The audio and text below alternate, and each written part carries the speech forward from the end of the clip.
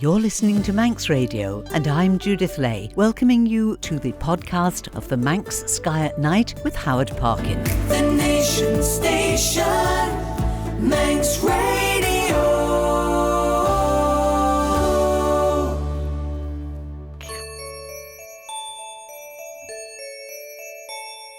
Twinkle, twinkle, little star, how I wonder what you are. We choose to go to the moon. We choose to go to the moon in this decade and do the other things, not because they are easy, but because they are hard. And it is my pleasure to welcome into the studio Howard Parkin for this month's edition of the Manx Sky at Night. Faster my Howard.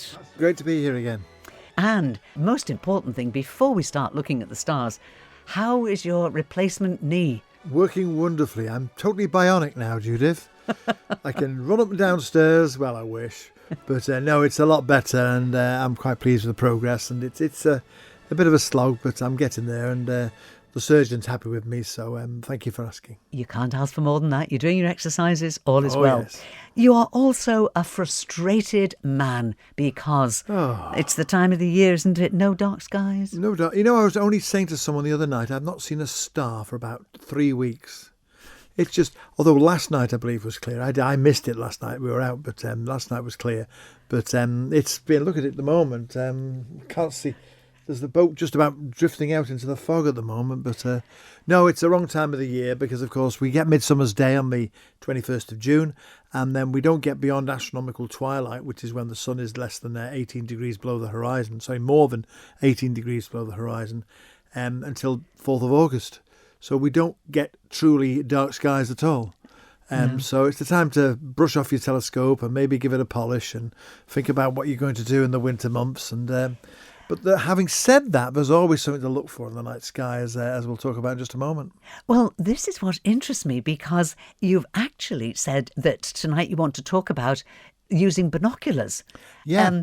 Now, is that something that makes the most of when we haven't got any proper dark skies? Yeah, it does, because obviously the binoculars see more. I mean, the reason I mention using the binoculars is, frustratingly for the British Isles, for the Isle of Man and Europe, basically, this latitude, the Milky Way is at its best this time of the year. The Milky Way, which is that band, we're inside the Milky Way, we're looking out the Milky Way, and it stretches from horizon to horizon in July. And it really is magnificent to see. And you've seen these wonderful pictures of the dark sky sites with the Milky Way on the horizon and all the rest. They are beautiful pictures. But if you want to see it for yourself, obviously this is the best time of the year to see it, but it's not dark. So that's why I suggest using binoculars, because even if it's a light night, it's not totally dark. If you look to the south, it's going to be darker in the south. But what you can do is, using your binoculars, just literally use your binoculars scanning from east to west or west to east, you'll all of a sudden notice in your binoculars a lot more faint stars. And that's the Milky Way. So a way to identify the Milky Way in the summer months is to use binoculars, because you'll see it much. Now, obviously, in the winter months and the spring and the summer and autumn and all the rest, we will see the Milky Way better, but it won't be stretching from horizon to horizon, unless you're up at 4 o'clock in the morning in April or something like that time. But lots of times people say they've never seen the Milky Way. I'm amazed how many times people say it to me who come along to my talks, my lectures. I've never seen the Milky Way. I remember seeing it as a child. And this harps back to my subject of light pollution, because we've just got so much light around these days. People don't see the wonders of the sky we saw as children. And, well, it's just something I keep banging the drum about. And one day someone might throw my drum back at me and do something about it, but we'll wait and see.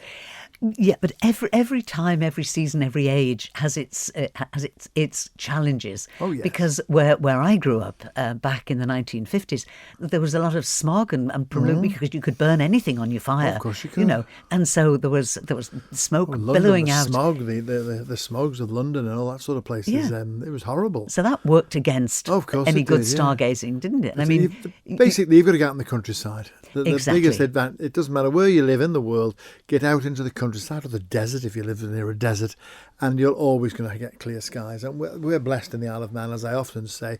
I might complain about the fact that we don't do enough about it, but we are blessed with very good skies in the Isle of Man, and as soon as we get to autumn, we'll all be out there with our telescopes looking at the different features and wondering at what we can look at next. And sadly, the way the year is hurtling by, we'll be. Oh, remind me. It's scary. It is really, scary. It is isn't very, it? very scary. Anyway, and the other depressing thing is that there's no planets around. Yeah, after the beginning of the year, when we had this alleged planetary parade, which was a load of rubbish, but all the planets were in the evening sky, they've all gone. That said, if you get up early in the morning, I know there's quite a few early risers listening to Manx Radio. If you get up early in the morning, Venus is dominating our morning sky before sunrise, as is Jupiter. You've got Jupiter and Venus very, very bright in our skies. You've also got Saturn up there. You've also got Mars just about visible low on the western horizon. That will go around the back of the sun and eventually be in the morning sky as well. So we've gone from a feast of all the planets in the evening to none, and pretty well they're all going to be in the morning sky. So although we always talk about astronomy as a point of view from doing it from about 9, 10, 11 o'clock at night, depending on the time of year, if you are out and about and you see something in the morning, you're going to the airport, and you see this very, very bright object in the sky, this is Venus, which of course this time last year was in the evening sky, and everyone thought it was the forthcoming star of Bethlehem and everything else. But Venus of course swaps round. It orbits the sun in 280 days, whatever it is, therefore it swaps sides from morning sky to evening sky, morning sky to evening sky. You know, the ancient astronomers used to think there were two planets. They used to call one of them Phosphorus and the other one was Venus, and the same thing happens with Mercury. I've forgotten the name of the other one, Mercury and Phosphorus, and I can't remember the name of the fourth one, but they used to think there were 4 planets inside the orbit of the Earth and the Sun, but then they realised that basically they weren't. It was Apollo and Mercury and Phosphorus and Venus, that's it. But you can understand that because they had nothing else to base on. They were just working out what they could see. The only thing where they suddenly realised, well, don't they? I say suddenly, it dawned on them eventually. You never saw it in the evening and the next morning, or in the morning and the next evening. So that made them realise eventually that they were inner planets, and the solar system's geometry was starting to get understood. So it's fascinating. I always loved the ancient stuff, and but Hesperus, Apollo, and Phosphorus. There you go. But it is good to put the whole picture together, as we're always saying, you know, because they were very, very clever without, before they got even the basic equipment, they just had Pens to work and out paper, what they could. Everything was done by observational records. And What one of my lectures I deliver is, I always say, look at the observational evidence. Everything we do is down to observations, be it observing a television screen, be it observing a computer program or whatever. We interpret what we see with our brains. And in those days, the only thing they could see, there were no books, there was nothing else. All they could see was the sky. And they interpreted it. They came up with the idea that the Earth was flat. They came up with the idea that the stars went round the Earth and the Earth was in the middle and all this sort of stuff. But eventually, people, greater minds, worked out that they were wrong, and they came up with other ideas. And it's just the same now. There's a big thing going on at the moment about the what's called the Hubble tension. I mentioned this briefly last month. Yes, we believe that there's a major problem in measuring the expansion rate of the universe at the moment. They measure it different ways, and when they do so, they get different answers. And they shouldn't be getting different answers if the theory is correct. And although the Big Bang Theory, I might have mentioned this last month, although the Big Bang Theory is relatively safe, they still think the origin of the universe occurred at the moment of the Big Bang. What happened after and how galaxies and stars developed after that is a huge, big debate in the astrophysics community. Isn't this fascinating? We did touch on this, Howard, but we didn't have enough time. Very briefly, yeah. We didn't, and we promised ourselves that we would go back to it, and then kind of got overtaken by other things. But isn't it fascinating? We talk about Galileo and all the early people, and say, well, you know, they did the best that they could, and then we came along and we trimmed up, or, you know, over the centuries, the theories were trimmed up. Wouldn't it be amazing if we've got something wrong and something is going to be revealed? I think we have. I really think there's a major breakthrough. I don't know about a breakthrough, but the what happens with any scientific theory, it gets put forward and it meets the test of time. It gets agreed and it's tested, and you know, alternative theories are dismissed and all the rest. And the Big Bang Theory first came about in 1922, so it's over 100 years old now. But this latest, this Hubble tension, it's called, because there's a tension in the community of the Hubble constant, which is a scientific term we use to help understand the development of the universe. And I keep watching and looking on the internet to see if there's any more news about it. And somebody somewhere will publish a paper and suggest something, and then someone will say, well, that's not quite right. But from this, I'm guessing 4 or 5 years' time, there'll be another big theory that comes out which explains everything that we now see observationally with telescopes and everything else. But then something else will happen. And that's the way we are as a human mind. We develop over the centuries. But do you think this has got the capacity to radically change something that we believe to be fact at the moment? No, because I think the Big Bang theory tends to be safe. I think that the big thing is that the idea the universe expanded from the moment of the Big Bang and has expanded outwards ever since. There is debate about whether the universe is still expanding, and the latest theory is that it is. The James Webb confirmed that, and the Hubble has backed that up. But the problem they've got is the galaxies that they're seeing are too young and they're too well developed. And the idea was that as the universe evolved, the galaxies evolved at a certain time. But how can you have young, old galaxies in a young universe? So that's the problem. And I haven't seen anything that's come up with a logical suggestion as to how it's all happening. Maybe the universe is much, much bigger than we're thinking. That's one other theory. We think the universe is 13.8 billion years old. But there is a theory that maybe that's wrong, and maybe we need to look at the way we calculate that. But all good stuff. Watch this space, literally.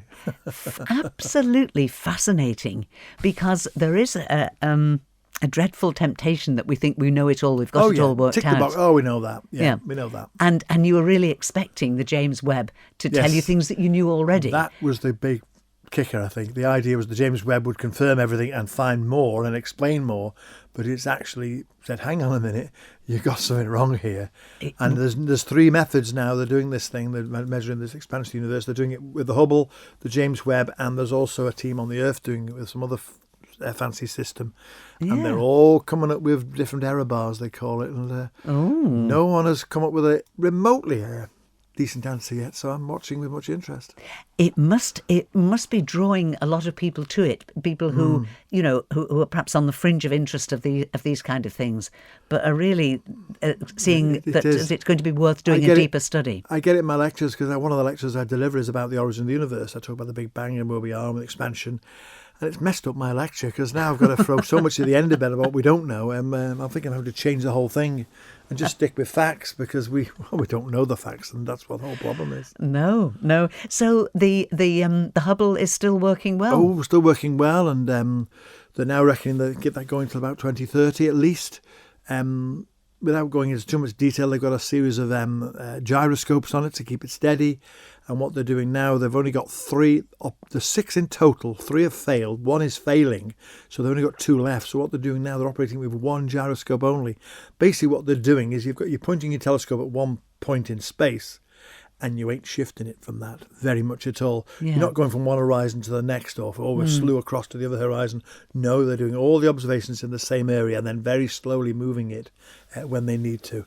And they think this is going to preserve it. They've got 1 left and 1 that's failing.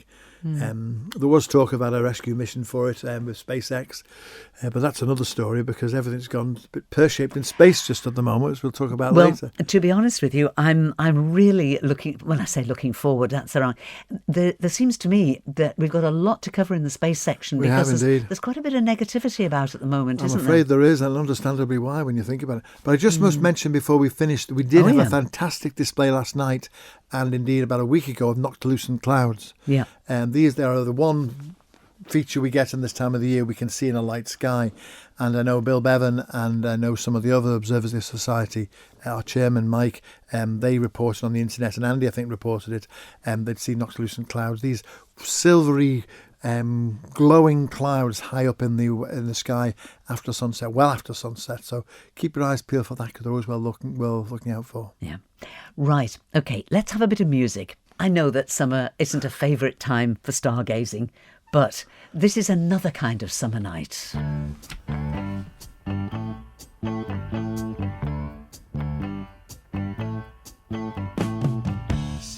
loving had me a blast. Summer loving happened so fast. I met a girl crazy for me. Met a boy cute as can be.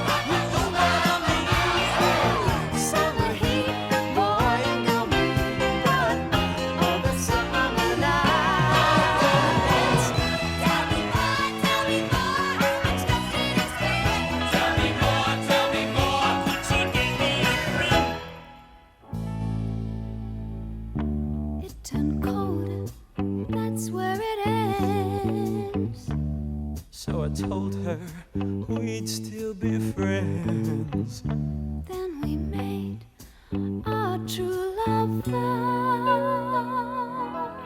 Wonder what she's doing now.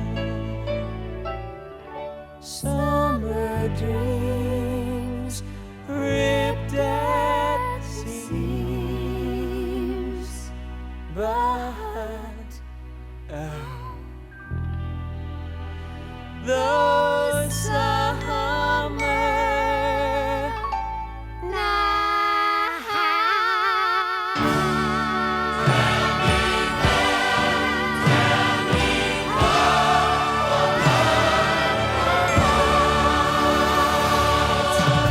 It is a cracking song, isn't it? Olivia Newton-John and John Travolta and Summer Nights. Not the kind of summer nights that we're talking about, but it is back to this month's edition of the Manx Sky at Night. In the studio with me, it's Howard Parkin.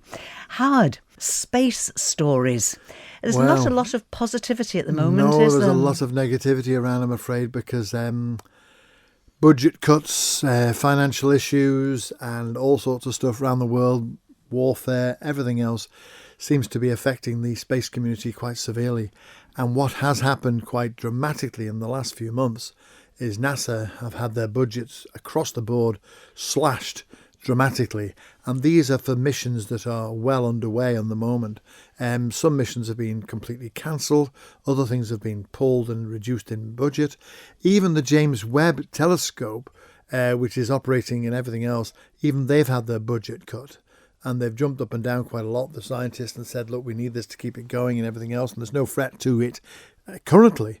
But there is serious worries that the money they're trying to find for other things, which I'm not criticising, sometimes you need to find money for other things, but having built up these programmes over the period of decades, just to pull the plug is just, it's unthinkable, really. And you see, I'm on my high horse again. I'll get off my soapbox now. The amount of times people say to me, oh, we shouldn't be going into space. We should be spending the money on Earth. Where do you think the money is going? The money is going on jobs. It's going on employment. It's going on social benefits. It's providing a huge industry that is basically, a lot of it's based in the United States, but it's around the world. And it isn't launching pound notes into space. It's spending money. I mean, don't get me going on defence budget. We're all going to spend 5% of the gross national product on defence. I'm not saying it's not needed, but we only spend something like 0.5% on space. So, getting political, I'm afraid. It's, well, inevitably, you have to, because it's a political situation that you're reporting on. You know, you can't be selective, can you, Howard? No. You're here to give us a whole picture of what's going on, whether it's a successful mission to wherever, you know. You see, we sit here now, and at this current moment in space on the planet Mars, the Perseverance rover is wandering round, I'll say wandering, going a precise path as trapped by the scientists, collecting rock samples. It is collecting rock samples, which is storing inside the body of the spacecraft, and it is taking them ultimately to a site in Mars where another rocket will come and land and bring those samples back to Earth and give us the chance to examine rocks from Mars before we go there. That is part of the Perseverance plan that was budgeted for 10 years ago when the programme was first started. They've just effectively pulled the plug on the Mars Sample Return mission. The Mars Sample Return mission is the ability to send another spacecraft to Mars to bring back these samples. They haven't pulled it totally. What they've said is the budget has spiralled out of control. It was like $10 billion, I think. And they've said we can't afford to do that. So they were looking at another means of doing it. And there's a whole host of different ideas coming up. But they've recently said they will make a review of it early next year as to whether they go ahead, whether they do a much reduced budget, or whether they cancel it completely. And I'm afraid, I hope it doesn't get cancelled, because it seems pointless having the half the job done and not doing the other half.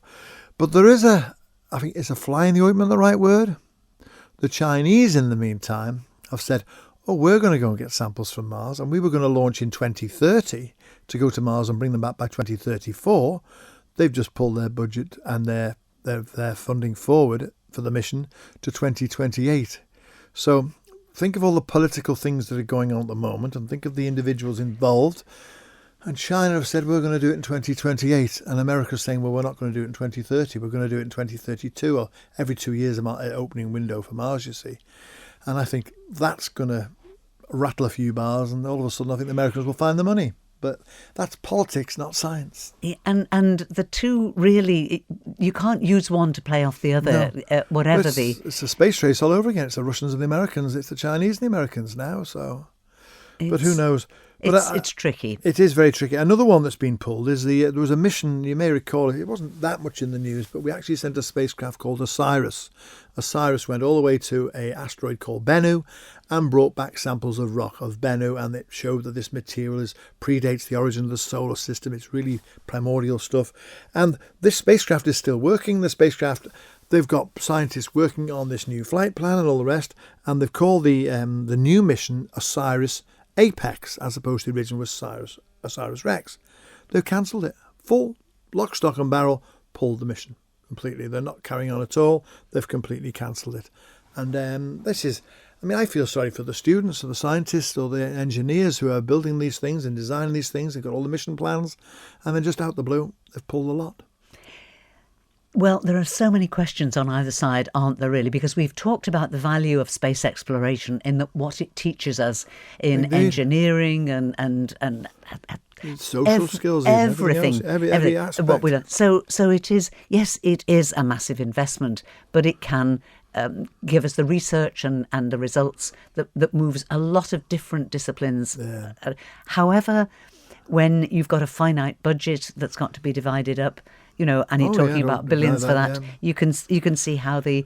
I think what's going to happen. I think as a consequence of all this, I think what may have happened. There was a bit of a lull in NASA's budget in the early 2000s, and slowly but surely that's been increased again to build the Artemis mission and the Mars missions and all the rest. Maybe they've increased it too much, and now they've had to take a look back and say, well, hang on, we still want to go into space, we still want to do these missions, but maybe we need to slow down our acceleration of doing them. They're not as much for national pride as more for scientific reasons. And that, I hope, might be the case, that maybe the funding will be pulled, but it won't be pulled totally. They'll still have the ability to tick them over a little bit and maybe the development slower over a period of years. But the art, they're going back to the moon, all this stuff about going back to the moon, they're still going to go back to the moon with the Artemis 3 mission. Artemis 2 is launching next year. Artemis 3 is going the year after. They've pulled everything after that. Now, they boasted the big thing was we're going back to the moon to stay. We're going to build a lunar base. We're going to use it as a stepping stone for going to Mars. We're going to use it to mine helium-3, which will help us with our energy needs. But they're just going to pull it. They're going to go back to the moon for one mission, and that's it, pull it. And that just seems why go in the first place? And that's the next thing. They might scrap the whole thing, which I hope they don't. But I was very, very hopeful in my lifetime. I really thought there was a very real chance we were going to get people on Mars, people walking on the surface of Mars by the mid-2030s. I don't think that's going to happen. I think there's so much dissatisfaction, there's so much distrust of the whole system. I mean, Pasadena, the JPL laboratory in Pasadena, a lot of people who, after COVID, work from home because the scientists with the computers and all the rest. They issued a directive, after the next 3 months, if you don't come back to work, you've deemed to sack yourself. Now, whether you like working from home as a concept or what, it doesn't matter, but that's how serious it's got. And there are people losing their jobs left, right and centre. It's very worrying. I mean, as you say, there's an awful lot of negativity around. And I haven't got anything positive to say at the moment in the space exploration world, other than the Chinese. The Chinese are really pushing ahead. And the Indians are pushing ahead. They're going to have an unmanned mission soon, and they're pushing ahead. The European Space Agency, for all the problems they've got, the European Space Agency is still pushing ahead. But the United States, who are, let's be honest, the biggest player in the whole game, they are really reeling from budget implications and decisions like that. But you feel there are so many different things that could be considered here. I mean, we have said ages ago when we were talking about the cost of all this, that surely there's a case for everybody working together on the same projects. Yeah. Because there must surely be an awful lot of overlap in research and development. Europe and the United States, well, the European Space Agency, which includes Canada, incidentally, which is a bit of an anomaly, but the European Space Agency and NASA are working very closely together. But there's another mission, the ExoMars mission, which was pulled because of the Ukraine situation, which is warfare has an issue. And they were meant to be partnering with the United States on that, but now the funding for that's drying up a second time. and now they're struggling to get that going. And that was meant to be on Mars in 2022, the same as Perseverance. It's sitting in a laboratory in Stevenage, I believe. This rover, the Nancy, forgot the name of the rover now, but the rover was built and designed and meant to be going, and it's just sitting there. Can't be launched. Nancy Roman. No, Nancy Roman's the telescope, which we're going to talk about in just a moment. This is the woman who discovered DNA. Oh, I've forgotten her name. Rosalind Franklin. Rosalind Franklin rover. That's it. It's the Rosalind Franklin rover, which was meant to launch on a Russian rocket in 2020 to get to Mars in 21. And that's nowhere near getting launched now, I'm afraid. But the Nancy Roman telescope, which just to mention this briefly, the Nancy Roman telescope was planned to be launched later this year. And it's all ready to go and everything else. Now, you think there's a lot of money invested in one of these satellites, these telescopes, whatever, and this was going to look for dark matter and dark energy and answer some of our questions we were mentioning in the first part of the programme. But they're really looking at that. They've slashed the budget for it, and NASA are saying that if you slash the budget for it, then what's the point of launching it? Because we can't analyse the data. Be careful what you wish for. They might get the whole thing pulled on them, which, again, it's not the successor, but it's going to work in partnership with Hubble and indeed with the James Webb. Do you think this could possibly be saved if somebody came up with a different budgetary plan that didn't look quite so, that didn't have quite such a heavy bottom line on it? Well, private industry might be the answer. And you've got SpaceX, and SpaceX, but surely this is even outside the budget of the current. He seems to be spending money hand over fist. There's Elon Musk. I know he's fallen out with Trump, but they seem to have made up again, I think.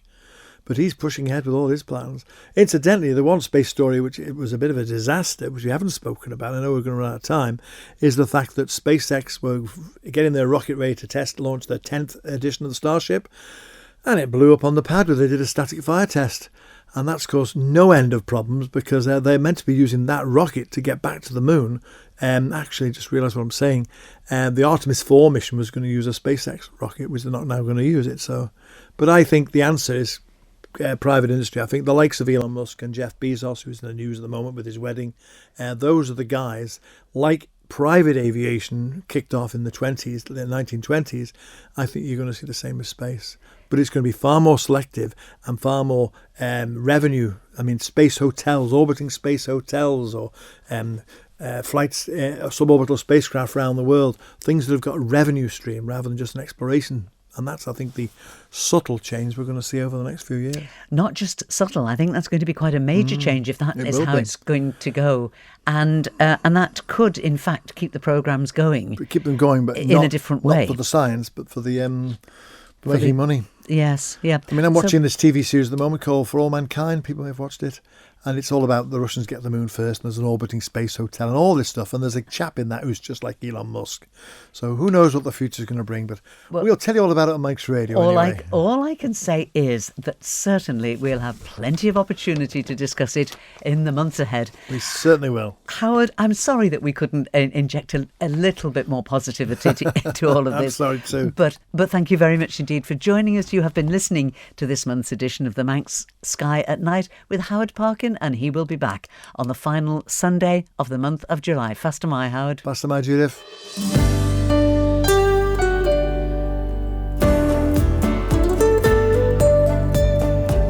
The Nation Station, Manx Radio.